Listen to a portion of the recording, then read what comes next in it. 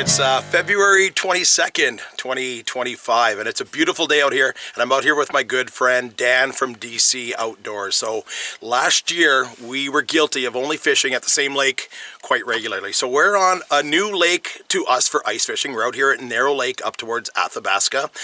We have set up the tent twice now, and we've looked at it on a map and we figured out where we want to be, but the different depth and elevation change from like 5 feet away went from like 5 feet to 25 feet. So we've adjusted the tent twice. We think we're in a good spot. We're ready to hop in and catch some fish? Yeah, I think so. Let's go. All right, let's do this, buddy.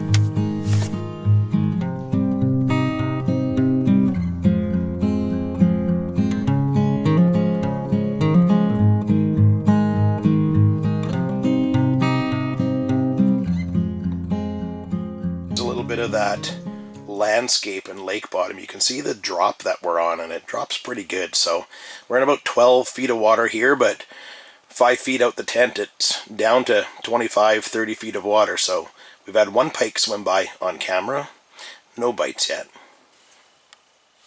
So I'm not sure if anyone has ever found a shed while ice fishing, and I guess we kind of did today on the way out here on the highway.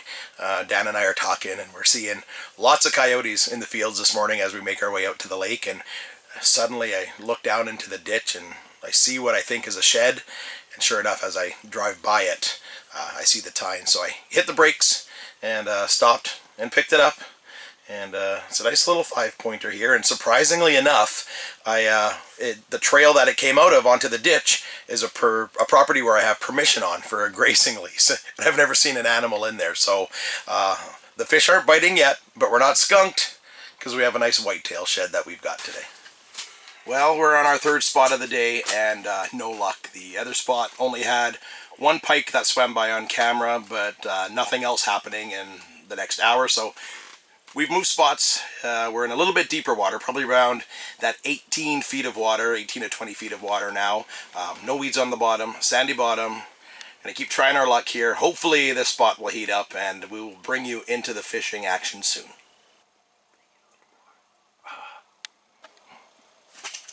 Oh, shit.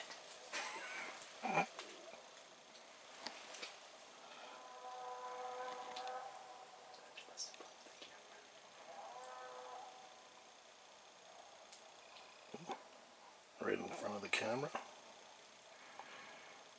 So the new spot is better than the old spot. At least we're seeing some stuff now. Quite a few perch going after Dan's hook. He's almost had a couple. They're just not quite committing to it, but I got confidence in him. He'll get one. I still have the big lures on. I didn't switch to perch set. No, I think that's good. Like, I've seen so many times where you get like a little, whatever, swarm of perch, and then they all just turn and flock, and you see dust kicked up and a pike shooting through, right? Like, they'll lurk around watching for them. Who's this?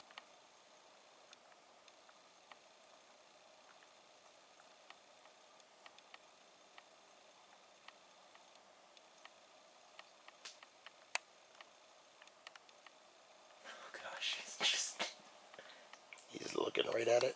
Oh. And a cloud of dust. Yeah. Man, look at all of them. You have like 8 around there.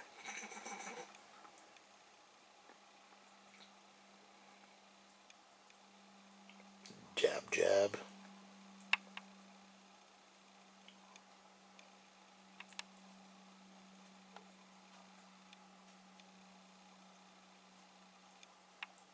Just sucking up the bottom.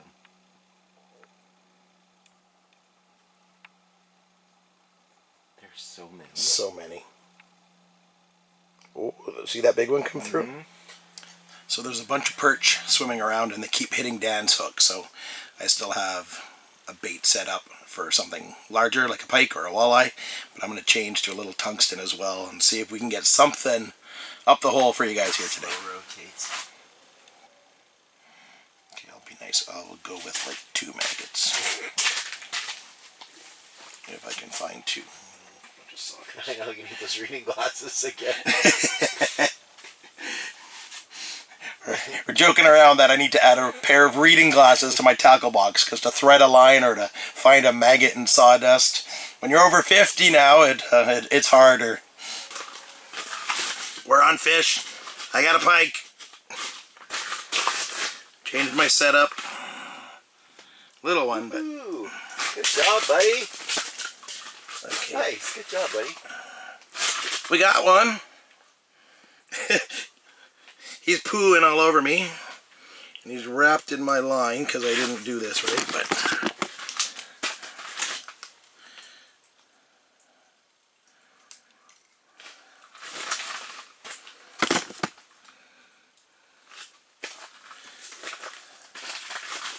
a pike, and we're on the board. So part of this year, what I wanted to do is get out ice fishing and call my ice fishing season Fishing with Friends. So here with me today, Dan, my good friend from DC Outdoors, and he's one of my very first, what I'll call, online friends. And it's weird the way you connect with people, and you just kind of get that feeling that they're good people, you have the same ethics, you have the same beliefs, and at first, I think, Dan, when we first met online, we were reaching out and getting a little bit more personal, joining a friendship, and it was weird. I didn't think those friendships existed online, but he was definitely my first online friend, and it was weird because we do, although different lines of work, our work is very similar in very many ways. We live not too far apart from each other, and we spend a lot of time outdoors in the woods doing hunting and fishing, which we both love. So, Dan, you run an outdoor channel as well on YouTube, right? I do, yeah. My channel is called DC Outdoors, which is very confusing because I perpetually get people who say, DC, are you from like Washington, DC? No, those are initials. But I started the channel just around the beginning of 2020, so just around the pandemic time, and we've been doing it ever since. And fishing, camping, hunting, gear reviews, all that kind of stuff. Yeah, Dan's my YouTube expert. I'm always asking him questions about algorithms and what does this and what does that, and to watch him grow is definitely inspirational for me.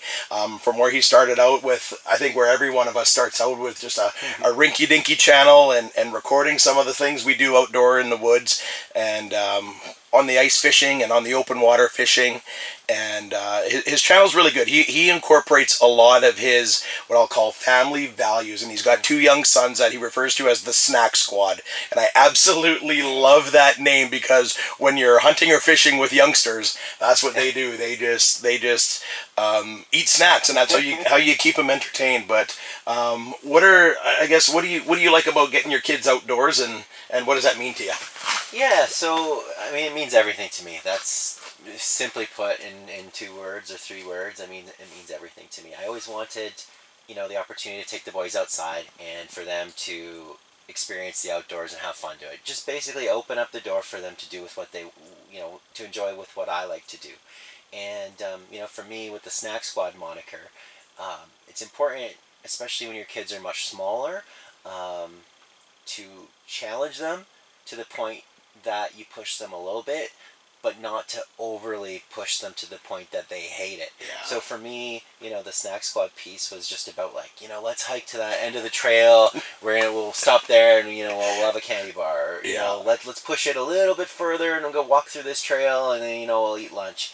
And really incentivizing that next 100 yards with a snack was kind of where it came from. And for me, a lot of the times, as you probably agree, Jeff, it's like when you're out with your kids, you really make sure that they have the fun first and foremost. So I think that one of the things, personally for me is I learned to set my own kind of agenda aside for the day, because that goal was just for them to get out there and to have fun, right? Yeah. It wasn't necessarily, about, like I said, pushing it too much, right? So boys have gotten a little bit older now, which is good in some elements, because they They can pull the sled? Yeah, so they can pull the sled, they can help with the deer recovery, I mean, they can lend a hand, which is awesome, but, you know, it also comes with its own challenges about kids growing up, right? The snack squad is not with me as much, you know, anymore, because they also have, you know, their interests, right? So there's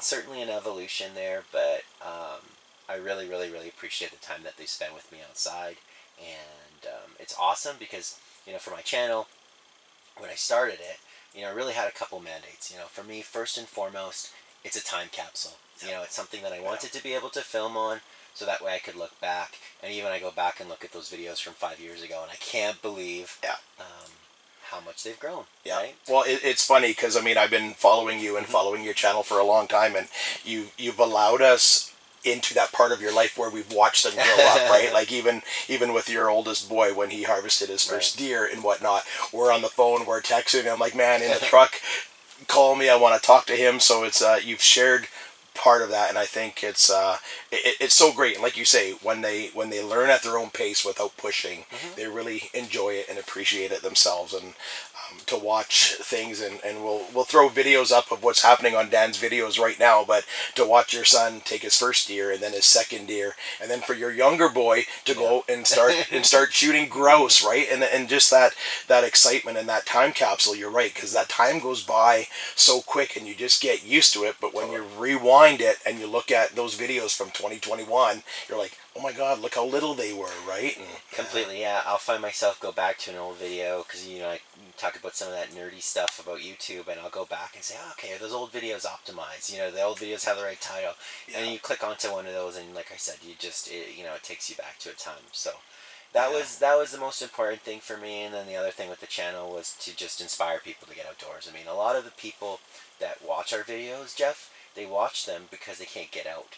You know, maybe they're too old, you know, maybe they don't have the financial ability, maybe they can't find the time, right? So that sort of come along with me virtually was a large piece. And the other, the last pillar for the channel was always about, like I said, the inspiring people to get outdoors. Like, you don't have to have the most expensive gear. I don't think you have to, you know, I mean, there's a million YouTube channels out there with some pretty extreme outdoor stuff, but I'm a big believer that you can, you know, take the kids out to a natural area and have them walk around, or, you know, go check out a stocked pond, or camp in your backyard. Right? These are all things that you can do to, again, get outside, to maybe challenge yourself to a degree, and just get outside. Yeah, for sure. It's one of those things too where if you're not already following Dan's channel, I think you and I have a lot of the same viewing audience is what we'll call it. I mean, tell me a little bit. So you had a streak going where Dan posts videos weekly, and I don't know how he does it and finds the time to do it. And it's I say it's a huge accomplishment. But how many years did you go with posting a video every week? I think it was like 2.5 years of a new video every single Thursday, and it killed me to end the streak.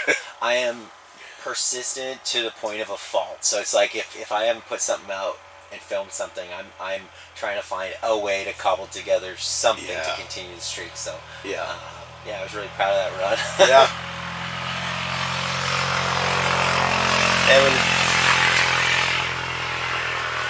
And we have a quad going by with a guy that looks like he's got an auger on the back of it. But no, and I thank you for putting out those videos, Dan. You have a lot of gear reviews, tips and tricks and whatnot, and I say we all steal and learn from each other. And I like what you do, and I'm glad we have found a good friendship from it. And we always get out to do something outdoors once or twice a year, and ice fishing seems to be our most common thing that we get time to do, because what else do you do between December and March? But thanks for everything that you've offered to me and our friendship, and all your tips and tricks throughout the channel. And I can only hope that one day that I can be up there and have an audience as big as you have. So thank you again, buddy. I appreciate you. You betcha. Thank you.